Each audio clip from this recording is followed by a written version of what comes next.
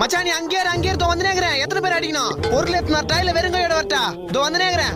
அவனுக்கு மூஞ்ச மட்டும் பாத்துக்கோ, தப்பி கூட்டுறாத. வந்துனேங்கிறேன். மச்சான் என்ன சுத்தி 6 பேர் இருக்கிறாங்கடா. மச்சான் பதறாத. இப்ப நான் வந்து எப்படி செதற விடுறேன்னு மட்டும் பாரு. என் நண்பன் மேல கை வச்சா என்னால சும்மா இருக்க முடியாது.